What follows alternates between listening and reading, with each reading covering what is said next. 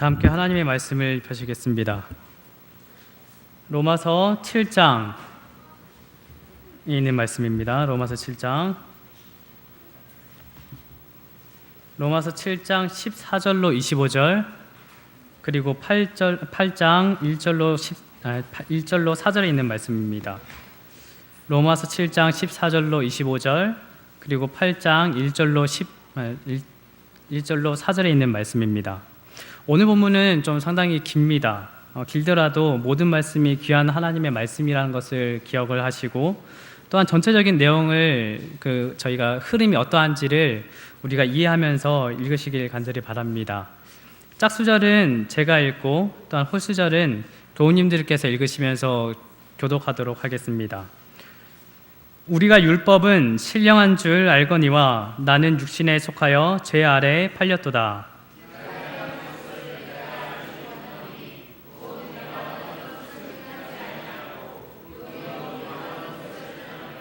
만일 내가 원하지 아니하는 그것을 행하면 내가 이로써 율법이 선한 것을 시인하노니,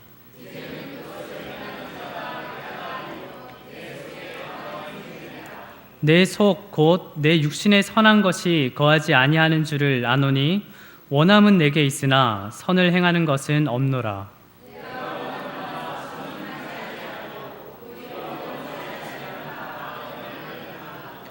만일 내가 원하지 아니하는 그것을 하면 이를 행하는 자는 내가 아니요 내 속에 거하는 죄니라.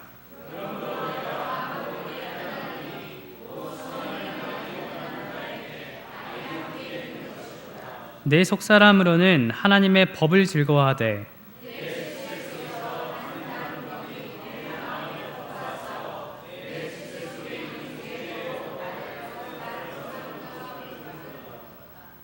그러므로 이제 그리스도 예수 안에 있는 자에게는 결코 정죄함이 없나니 죄송합니다.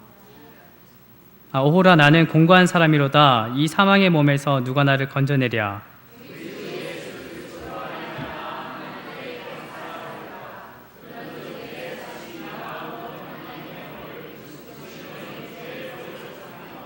그러므로 이제 그리스도 예수 안에 있는 자에게는 결코 정죄함이 없나니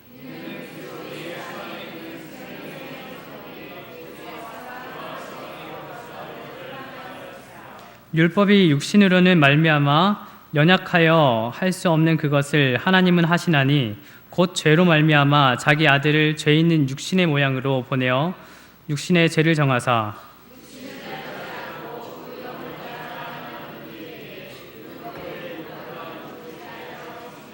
아멘. 안녕하십니까? 네, 행복한 안식일입니다. 하나님께서 친히 복되고 거룩하게 구별하신 이 안식일을 기억하여 주님의 전을 찾으신 모든 안산교회 교우님들을 예수님의 이름으로 진심으로 환영합니다. 제 안에 두렵고 떨림이 있습니다. 저를 위해서 기도해 주시기 바랍니다. 사실 제가 섬기는 교회에서 화요일과 금요일 예배 설교를 한 적은 여러 번 있습니다. 하지만 안식일 대배 설교를 한 적은 이번이 처음입니다. 그래서 그만큼 많이 두렵고 떨립니다. 부족한 사람입니다. 부족한 저를 보지 마시고 죄 많은 우리를 구원코자 우리를 찾아오셨던 그 예수님, 우리를 사랑하시되 끝까지 사랑하신다는 그 예수님을 바라보시고 말씀으로 예수님과 깊은 교제를 나누시는 우리 모든 교우님들에게 간절히 바랍니다. 안식일 대예배 설교 배정을 받고 많이 고민을 했습니다. 어떤 말씀을 본문으로 삼아서 우리 교우님들과 함께 나눌 때 나누는 것이 좋을지에 대해서 참으로 고민이 많이 되더군요. 더운 날씨로 인해서 많이 지치고 피곤한 가운데 있는 우리 교우님들께 말씀으로 힘을 얻게 되고, 또한 주님께 한 발자국 더 다가갈 수 있는 말씀이 준비되기를 간절히 기도하면서 준비했습니다. 고민하며 기도한 끝에 하나님께서는 제게 오늘 본문의 말씀을 선택하도록 허락을 하셨습니다. 오늘 선택한 본문은 한동안 제가 상당히 고민하고 또한 붙들고 싸웠던 그런 문제입니다. 또한 우리 안산교회 교우님들 중에서도 이 문제를 두고 고민하며 힘겹게 싸우고 계신 분들도 분명히 계실 줄을 압니다. 제가 고민하고 붙들고 씨름했던 문제가 과연 무엇이었을까요? 여러 가지가 있습니다. 어떻게 하면 영적인 시간에서 끊기지 아니하고 날마다 영적인 삶을 영위하면서 살 수 있을까? 어떻게 하면 참된 그리스도인으로서 참된 그리스도인의 삶을 살 수 있을까? 때론 나는 왜 하나님의 말씀에 순종하지 못하는 삶을 사는 것일까? 내가 원하는 바가 있는데 내 원하는 대로 하지 못하고 원하지 아니하는 것을 왜 나는 하는 것일까? 나는 왜 죄 앞에 무릎을 꿇는 것일까? 나는 왜 우리 주님을 눈물 흘리게 하는 것일까? 이것이 바로 저의 고민입니다. 한마디로 말해서 나는 왜 이렇게 신앙할까입니다. 나는 왜 이렇게 신앙을 할까라는 것에 대해서 깊게 고민을 하게 되었습니다. 누군가는 이러한 생각을 하실지 않을지는 모르겠습니다. 아니, 전도사님이 이런 고민을 하시면 어떡합니까? 그러나 이 문제는 사실 그리스도인이라면 누구든지 고민했어야 하며 고민해야 할 문제입니다. 제가 왜 이 문제에 대해서 고민을 하게 되었을까요? 이전에도 이 문제와 관련해서 고민들은 했었습니다. 그러나 더 깊이 생각하고 고민하게 된 것은 몇 주 전에 저희 형에 대해서 이야기를 듣고 난 다음부터 이 고민에 대해서 더 깊게 하게 되었습니다. 저에게는 제가 참으로 존경을 하고 제가 너무너무 사랑하는 형이 한 명 있습니다. 몇 주 전 형이 길을 걸어가고 있었습니다. 횡단보도로 이렇게 이제 길을 걷다가 횡단보도에 보니까 한 불우한 이웃이 그곳에서 이제 모금을 하는 모습을 보게 되었습니다. 그 모습을 보고 형은 측은히 여겨서 지갑에서 2,000원을 꺼내서 그 모금함에 돈을 넣는 그런 기부를 하게 되었습니다. 기부를 하고 나서 다시 길을 걸어가려고 하는데 어떤 한 아주머니께서 저희 형을 붙잡는 것입니다. 그리고 계속 따라왔던 것 같습니다. 따라와서 저희 형을 붙잡고 저희 형에게 이렇게 얘기를 하는 것입니다. 아무래도 저희 형이 그 기부했던 그 모습을 봤던 것 같습니다. 혹시 교회 다니세요? 그래서 저희 형이 대답을 했습니다. 네, 저는 재림교회 다닙니다. 그랬더니 그 아주머니께서는 그 진리교회. 그러더니 이어서 저희 형에게 이렇게 말을 했다고 하더라고요. 그 교회에 저도 한번 가보고 싶네요. 그렇게 형은 현재 출석하고 있는 교회가 어디에 위치해 있는지에 대해서 상세히 설명을 해드렸다고 합니다. 이윽고 안식일을 찾아왔습니다. 그분이 오실지 아마 많이 긴장을 했을 겁니다. 그런데 그때 바로 교회 문을 열고 들어오시는 그 아주머니를 저희 형이 발견을 하게 됩니다. 이렇게 안식일에 교회를 한번 출석하고 난 다음부터는 안식일 예배뿐만 아니라 화요일 예배 그리고 금요일 저녁 예배까지 참석하시는 그런 모습들을 보인다고 저희한테 또 말을 하더라고요. 그리고 이제는 놀랍게도 그 아주머니께서 조카와 제 형을 만나게끔 연결을 시켜주었습니다. 조카도 재림교회에 나와서 진리를 받아들이게끔 하고 싶었던 그런 갈망이 있었기 때문입니다. 바로 오늘이 저희 형이 그 조카를 만나는 날입니다. 이 시간을 비롯해서 이 만남이 예수님을 만나는 그 경험까지 이르게 되길 우리 교우님들도 함께 기도해 주시길 간절히 바랍니다. 형에게 물어보았습니다. 그런데 어떻게 그 아주머니께서 2,000원을 기부한 모습만을 보고 교회에 나아가고자 하는 그런 마음이 들었을까? 형뿐만 아니라 다른 분들도 기부하고 했을 텐데 말이야. 형은 저에게 이렇게 대답을 하더라고요. 글쎄, 그건 다른 사람이 뿌린 씨앗을 나의 생활을 통해 이끌었던 것 아닐까? 참 많은 생각을 하게 되더라고요.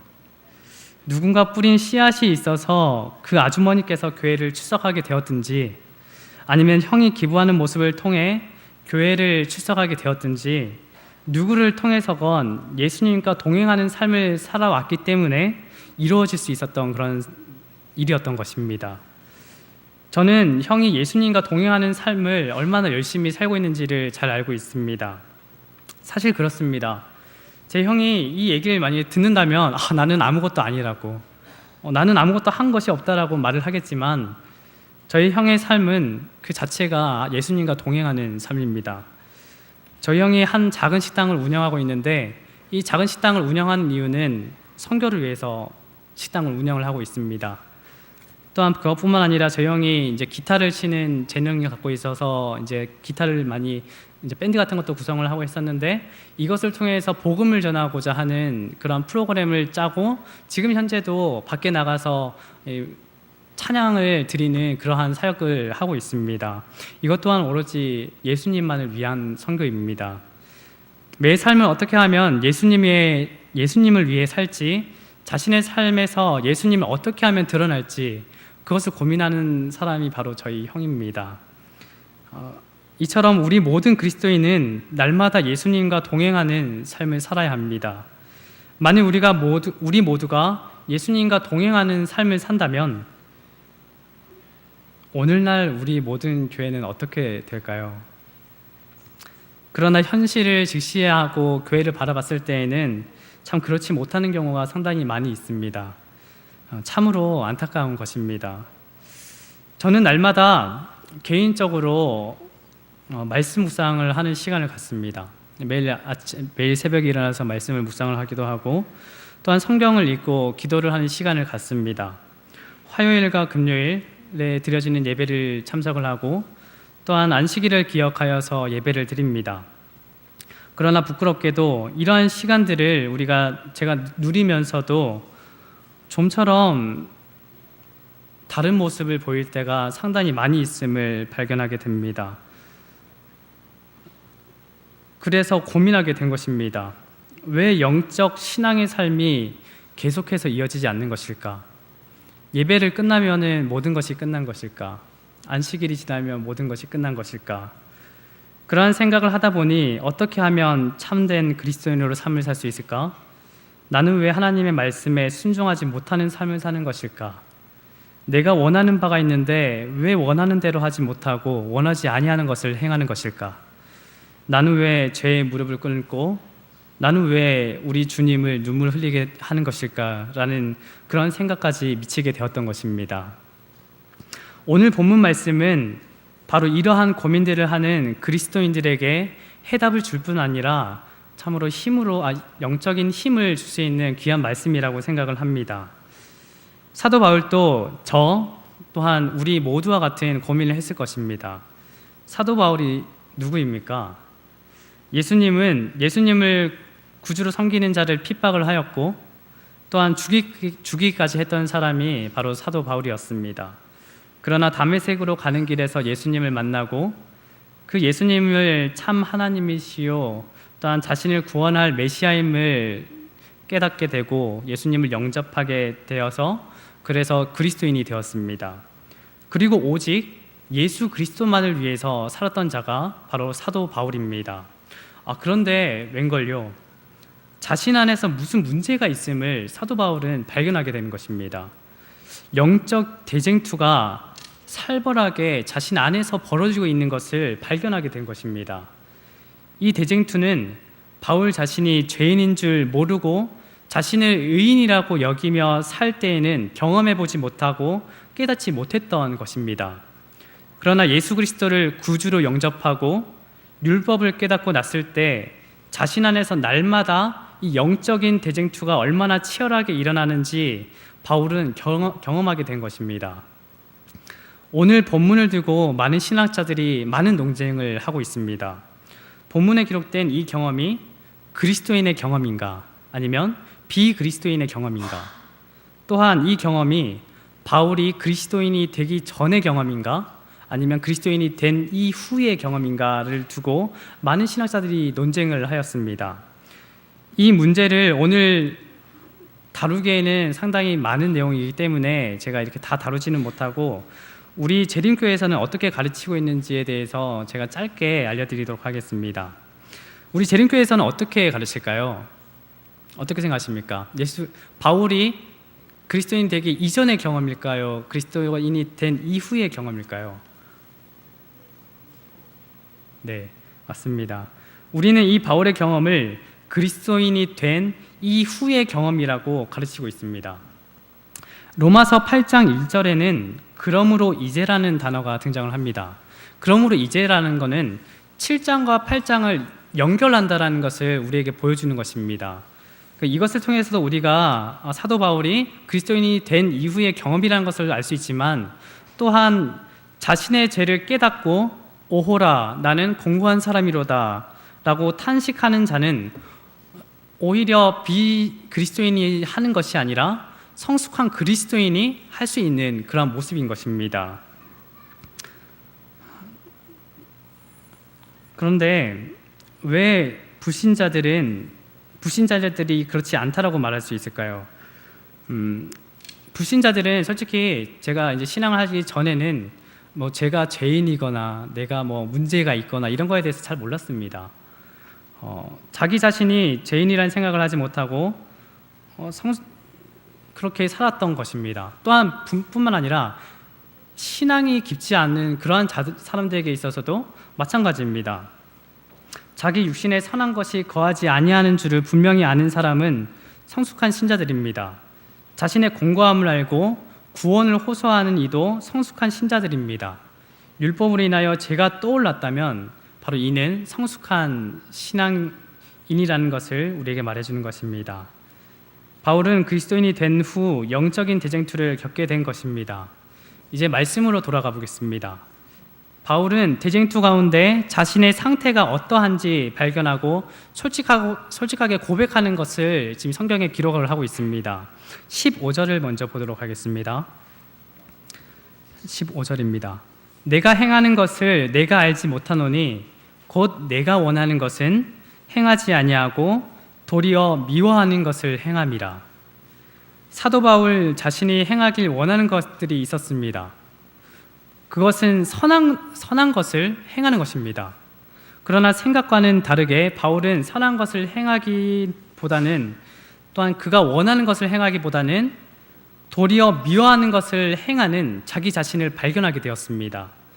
바울 자신도 왜 그런지 모르는 것 같습니다. 내가 행하는 것을 내가 알지 못하노니 라고 고백을 합니다. 즉, 나도 내 자신의 행동을 이해하지 못하겠다라는 것입니다. 여기서 말하는 선한 것이란 과연 무엇일까요? 16절입니다. 만일 내가 원하지 아니하는 그것을 행하면 내가 이로써 율법이 선한 것을 시인하노니. 여기서 알 수 있듯이 선한 것은 율법입니다. 바울은 비록 선을 행하지는 못했어도 자기 자신의 그 양심이 선을 행하려고 했던 것만으로도 율법이 선하다는 것을 인정을 하고 있는 것입니다. 그러나 자신이 원하는 바 선한 것을 행하지 아니하는데 따르는 자괴감이 밀려옵니다. 그리고 바울은 의문을 갖기 시작합니다. 아니, 선을 행하고자 하는데 왜 내가 원하는 바대로 되지 않는 것일까? 공감 가지 않습니까? 아니, 선을 행하고자 하는데 왜 내가 원하는 바대로 되지 않는 것일까? 저는 공감이 좀 됐습니다.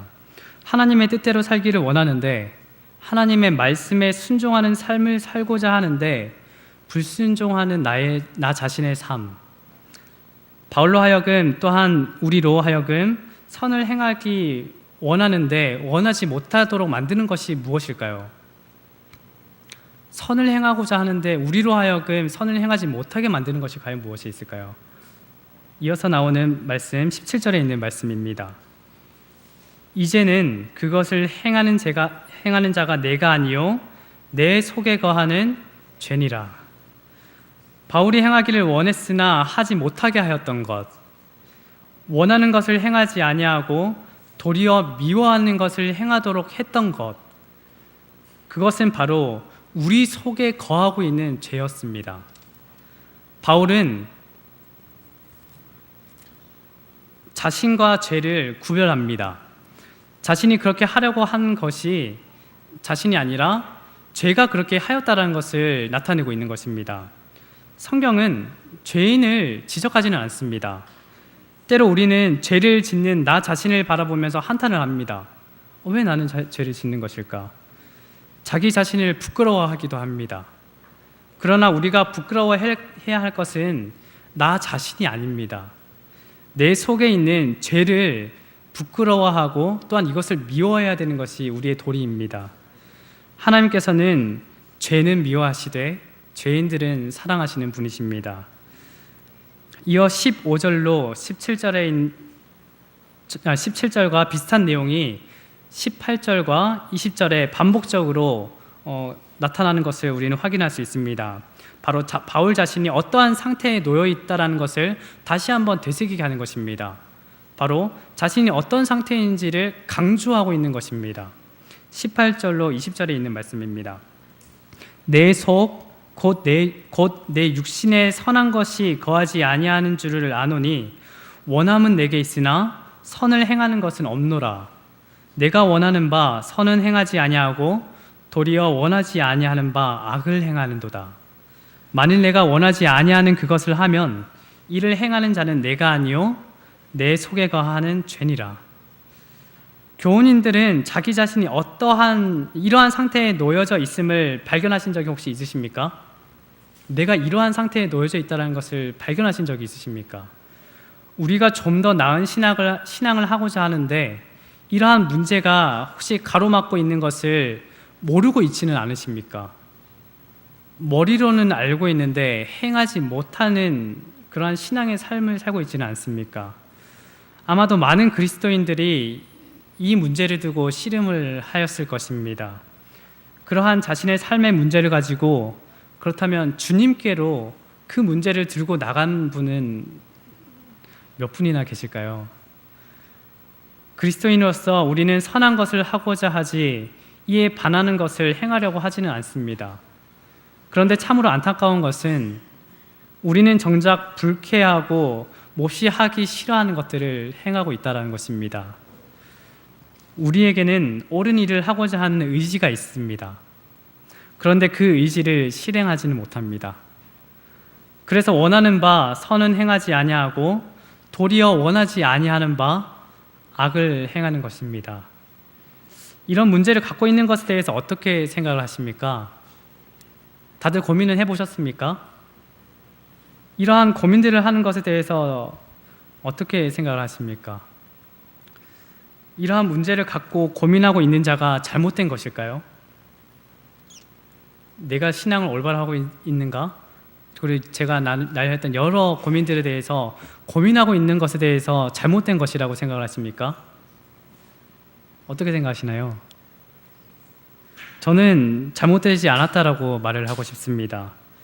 만일 우리가 하나님을 믿지 않았다면, 선한 율법을 우리가 만일 알지 못했다라면, 그래서 우리가 죄가 무엇인지를 알지 못했더라면 우리는 이러한 문제들을 가지고 씨름하지는 않았을 것입니다.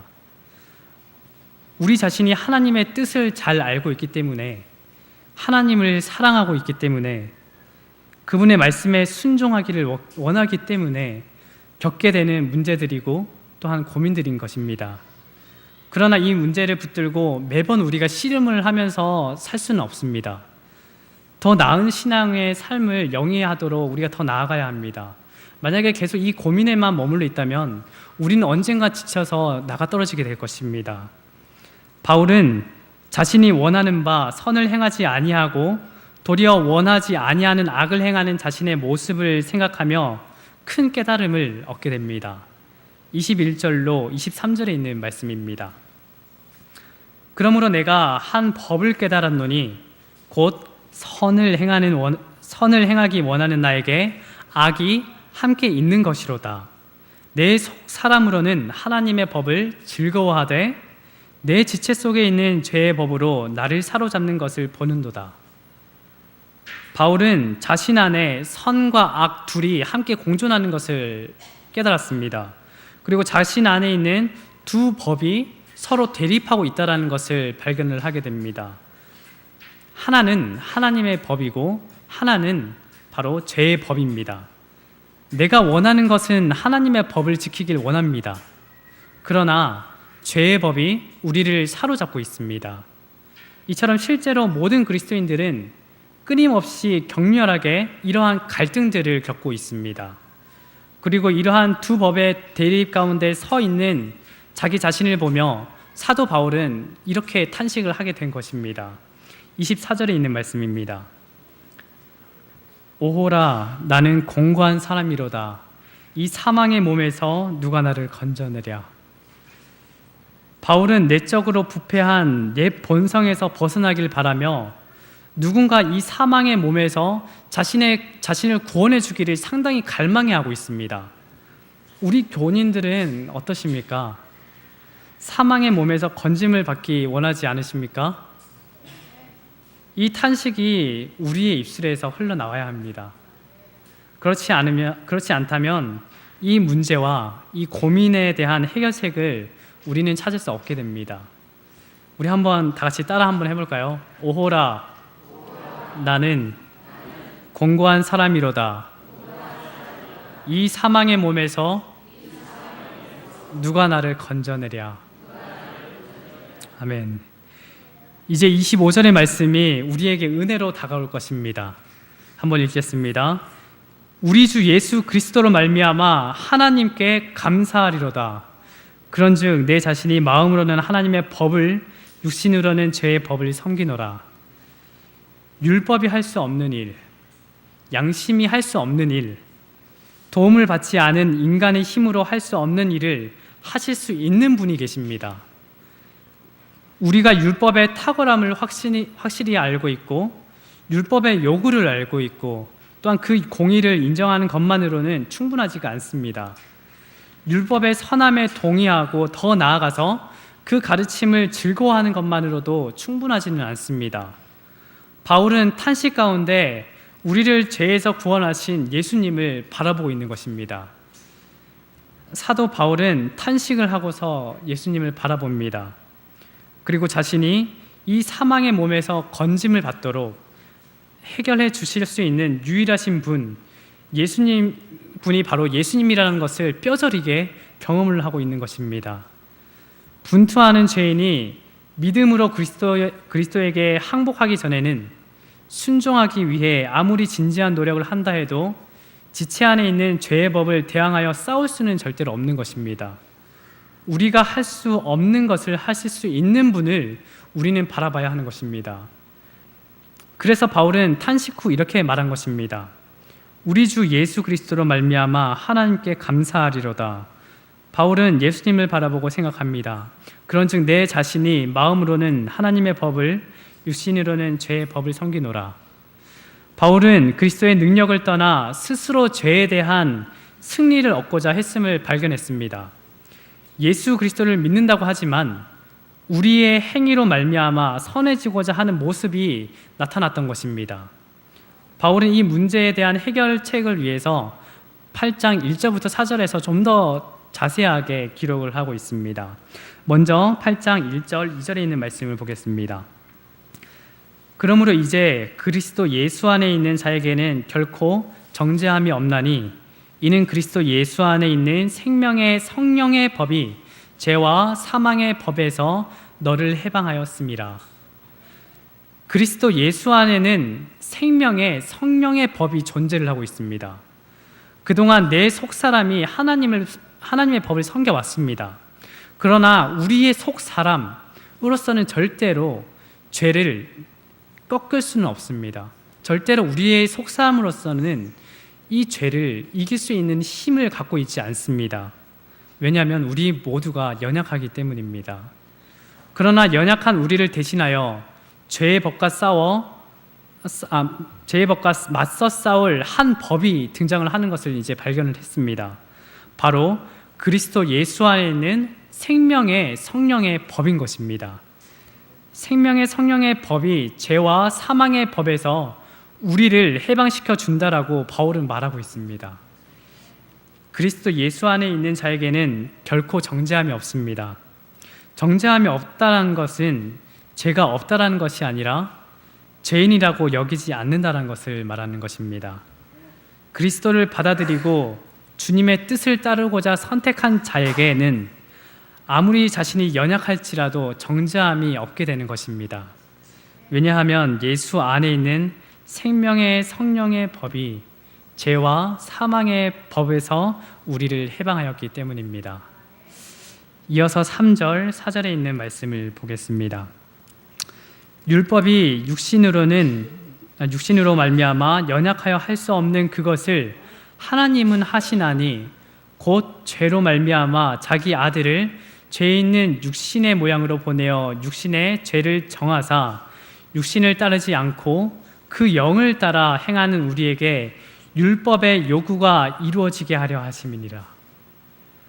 바울은 하나님께서 하시나니라고 기록을 하고 있습니다. 너무나 힘이 되고 능력이 되는 말씀입니다. 우리가 할 수 없는 것을 하나님께서 하신다라고 말을 하고 있습니다. 여기서 하나님의 전능하신 속성을 우리는 발견할 수 있는 것입니다. 전능하신 하나님께서는 능치 못하실 일이 전혀 없습니다. 이 사망의 몸에서 우리를 건지시기에는 하나님께서 능히 능력을 충분히 갖고 계십니다. 하나님께서는 하시나니라고 말하는데 그렇다면 하나님께서 어떻게 하실까요? 하나님께서 하신다고 하셨잖아요. 어떻게 하나님께서는 하실까요? 하나님께서는 율법이 육신으로 말미암아 연약하여 할 수 없는 것을 이루십니다. 하나님께서는 그 일을 성자와 성령을 통하여서 이루십니다. 이는 예수님을 죄 있는 육신의 모양으로 이 땅에 보내어서 예수님으로 말미암아 죄가 무엇인지를 낱낱이 드러나게 하셨습니다. 이를 깨달음으로 육신을 따르지 않고 그 영을 따라 행하는 우리에게 율법의 욕구가 이루어지게 되는 것입니다. 즉 본능의 욕망을 따르지 않고 그리스도의 정신을 따르고 성령을 따르는 우리에게 율법이 요구하는 목적이 이루어지게 하신다라는 것입니다. 육신을 따르는 자는 육신의 일을 생각을 합니다. 육신의 생각은 사망이며 하나님과 원수가 되게 하는데 이는 하나님의 법에 굴복하지 아니할 뿐 아니라 할 수도 없습니다. 그러나 영을 따르는 자는 영의 일을 생각을 합니다. 그리스도의 영이 있는 자는 그리스도의 사람이며 그리스도께서 우리 안에 계심으로 몸은 죄로 말미암아 죽은 것이나 영은 의로 말미암아 살아있게 됩니다. 예수를 죽은 자 가운데서 살리신 이의 영이 우리 안에 거하시면 그리스도 예수를 죽은 자 가운데서 살리신 이가 우리 안에 거하시는 영으로 말미암아 우리 죽을 몸도 살리실 것입니다. 그렇다면 답은 결정되어 있는 것 아니겠습니까? 나는 어떻게 신앙을 해야 할까요? 언제나 죄 앞에 무릎을 꿇고 항상 자괴감에 빠지는 우리는 어떻게 해야 하는 것일까요? 우리는 그리스도 안에 있는 생명의 그 성령님을 구해야 하는 것입니다. 오늘 다루었던 문제와 씨름을 하고 있다면 이것을 좀 기억하시기 바랍니다. 만약에 우리가 다루었던 이 문제와 함께 우리가 씨름을 하고 있다면 그것은 성령을 구하라는 신호라는 것을 우리가 기억하시기 바랍니다. 우리가 항상 죄책감에 빠져 있지 아니하고 그럴 때마다 성령님을 구하라는 신호이구나. 내가 성령님을 구해야 할 때이구나라는 것을 기억하시기 바랍니다. 많은 분들이 자신의 죄에 대해서 죄책감을 느끼지 성령을 구하지 않을 때가 있습니다. 그러나 그러한 삶에서 벗어나기 위해서는 우리가 실행하는 것이 참 필요합니다. 성령님께서는 필히 우리를 모든 것에서부터 해방할 수 있는 능력을 갖고 계시다는 것을 믿어야 하는 것입니다. 내 안에 일어나는 영적인 대쟁투로 씨름하고 고민하고 계십니까? 예수님을 바라보고 성령을 구하시길 바랍니다. 우리의 연약함을 인정하시길 바랍니다. 그리고 탄식하시길 바랍니다. 오호라, 나는 공고한 사람이로다. 이 사망의 몸에서 누가 나를 건져내랴. 그리고 나서 예수님을 발견하시기 바랍니다. 예수님을 바라보시기 바랍니다. 그리고 우리를 인도하실 성령 하나님을 구하시길 바랍니다. 구하는 자에게는 하나님께서 능히 모든 것을 주실 것입니다. 하나님께서는 이러한 자들을 절대로 홀로 내버려 두지 않으십니다. 오늘 참 특장이 저가 마지막 이렇게 인사를 하려고 했던 것과 많이 연결이 돼서 참 좋았습니다. 하나님께서는 우리를 홀로 내버려 두시는 분이 아니십니다. 특히나 하나님을 위해서 살고자 다짐을 하고 고민을 하는 우리를 절대로 홀로 내버려 두시는 분이 우리의 하나님이 아니십니다. 우리를 홀로 내버려 두지 아니하시고 능히 우리를 승리로 이끄시는 분이 바로 하나님이신 것입니다. 그 하나님이 우리를 승리로 이끄신다는 것을 믿으십니까? 하나님의 능력을 의지하고 예수 그리스도를 바라보고 성령 하나님을 구함으로써 우리가 못하는 우리의 연약한 몸에서 해방되고 승리하는 신앙의 삶을 살게 되는 우리 모든 안산교회 교우님 되기를 간절히 바라며 말씀을 줄이겠습니다.